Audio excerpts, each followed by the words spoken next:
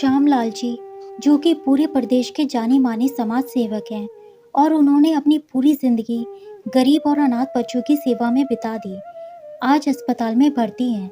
उनको heart attack आया था, तो उनकी पत्नी मीरा देवी उनको लाकर इस अस्पताल में भर्ती करवा देती हैं। श्यामलाल जी अभी 78 साल के हैं। मीरा देवी 74 के आसपास की उम्र है।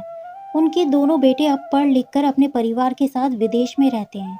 दोनों बेटे नील और अमर अपने अपने परिवार और कार्य में बहुत व्यस्त हैं। श्यामलाल जी ने समाज के लिए बहुत कुछ त्याग किए हैं।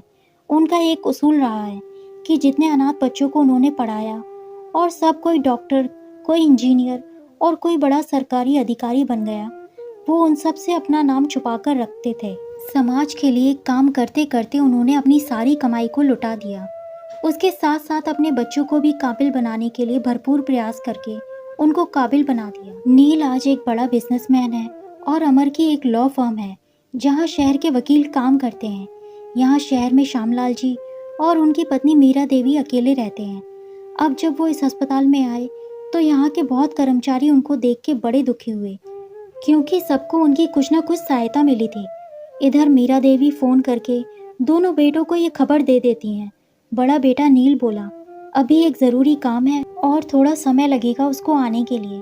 छोटा बेटा अमर भी बोला, सारे काम को पूरा करके आने में कम से कम 15-16 दिन लग जाएंगे। मीरा देवी ये सुन के बहुत दुखी हुई, पर उन्होंने हिम्मत नहीं हारी। उन्होंने ठान लिया कि उनके पास जितनी भी पूंजी है वो सब अपनी पति को ठीक करने में लगा देंगी। ज़रूरत पड़ने पर अपना घर भी बेच देंगी। अब अस्पताल में मीरा देवी बैठी हैं और आंखों से आंसू लेकर ऊपर वाले से दुआएं मांग रही हैं। इधर हॉस्पिटल ने सबसे बड़े दिल के डॉक्टर राघव जी को भी बुला लिया है। राघव जी एक अनाथ हैं और वो गरीबों का इलाज मुफ्त में करते हैं। अभी तक डॉक्टर राघव ढूंढ रहे हैं उस भगवान के रूप वाले महान इंसान को, जिनकी वजह से आज वो इतना काबिल डॉक्टर बन सके। पर उनके अनाथ आश्रम के संचालक उनको कभी बताते नहीं, क्योंकि श्यामलाल जी ने मना किया। डॉक्टर राघव हॉस्पिटल में पहुंचकर श्यामलाल जी का पूरा निरीक्षण करते हैं। इसी बीच श्यामलाल जी के मित्र और अनाथ आश्रम के संचालक राम प्रकाश हॉस्पिटल पहुंच गए और मीरा देवी के पास बैठकर इंतजार कर रहे हैं कि डॉक्टर क्या बोलते हैं। उन्होंने मीरा देवी जी से उनके बेटों की बातें भी सुनी और बहुत उदास हो गए। अब वो सोचने लगे कि वो अपने दिए हुए वचन आज तोड़ देंगे और राघव को बता देंगे। उनकी आंखों में भी आंसू थे।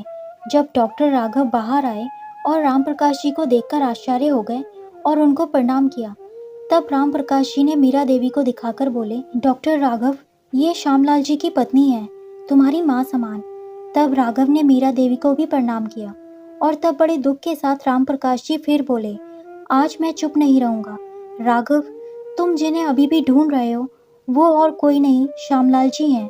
आज वो बिल्कुल अकेले पड़ गए हैं, कुछ करो बेटा। ये सुन के राघव के आंखों में आंसू आ गए और वो बोले, मैं मेरे भगवान को कुछ नहीं होने दूंगा, ऊपर बैठे भगवान से विनती करूंगा। अब आप मुझे उनके ऑपरेशन की तैयारी करने दीजिए। अब आप लोग भी सब मिलके ऊपर वाले से विनती कीजिए। इतना बोलकर राघव श्यामलाल जी के पास गए और उनके पैरों में सर रखकर बोले, आपने मुझे सब कुछ दिया, अब मैं आपको कुछ नहीं होने दूंगा। फिर डॉक्टर राघव श्यामलाल जी के ऑपरेशन की तैयारी करने लगे। ऑपरेशन करीब 5 घंटे चला। डॉक्टर राघव के हिसाब से सब ठीक रहा और बाहर आकर राम प्रकाश जी और मीरा देवी को ये खुशखबरी दी। फिर वो मीरा देवी के पैरों के पास बैठकर बोले, माँ जी, मेरा कोई नहीं, आज मैं जो कुछ भी हूँ सिर्फ आपके पति के प्यार और सहायता की वजह से। वो मेरे लिए पिता, गुरु और भगवान है। मेरी एक विनती है कि आप उनको मेरे और उनके रिश्ते के बारे में नहीं बताइएगा, उनको दुख होगा।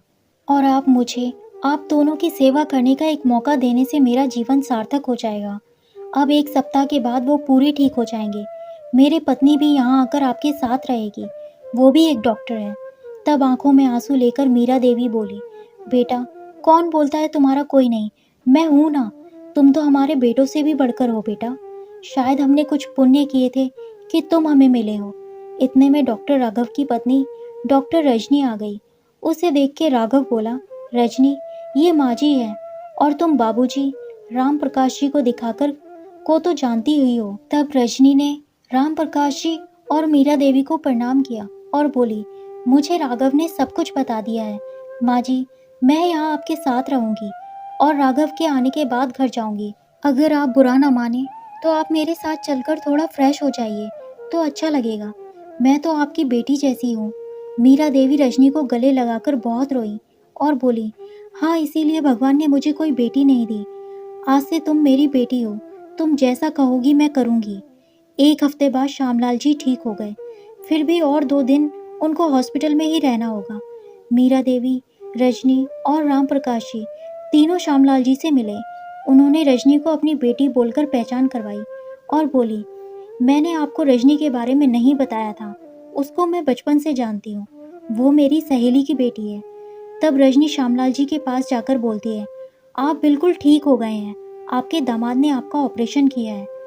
अब अस्पताल से निकल के आप मेरे पास 1 महीने रहेंगे। उसके बाद आप अपनी मर्जी के हिसाब से जो करना है कर सकेंगे। तब तक आपकी नहीं मेरी मर्जी चलेगी। आपसे बस ये मेरी एक छोटी सी विनती है, आप मना नहीं करना। तब श्यामलाल जी ने रजनी की आंखों से आंसू पोंछकर मीरा देवी की ओर देखा और रजनी से बोले, जो तुम्हारी इच्छा बेटी। पर दामाद जी, मतलब मेरा डॉक्टर साहब कहाँ है? तब राघव आकर श्यामलाल जी को प्रणाम करते हैं और रजनी को मन ही मन बहुत धन्यवाद करते हैं। फिर 2 दिन के बाद श्यामलाल जी अस्पताल से डॉक्टर राघव और रजनी के साथ उनके घर जाते हैं। मीरा देवी फ़ोन करके नील और अमर को श्यामलाल जी के अच्छे होने की खबर देकर बोलती है, अब हम अपनी बेटी के घर में हैं। अगर आओगे तो यहाँ ढूंढ लेना। दोनों बेटे ये सुनकर सोचते रहते हैं कि उनके माता पिता को कौन सी नई बेटी मिल गई। श्यामलाल जी और मीरा देवी खुशी के साथ राघव और रजनी के घर में उनके छोटे बेटे वासु के साथ समय बिताते हैं। दोस्तों, क्या आपकी भी कभी किसी ने मदद की है? कमेंट बॉक्स में ज़रूर बताएं। और कहानी पसंद आई हो तो चैनल को सब्सक्राइब ज़रूर करें। धन्यवाद।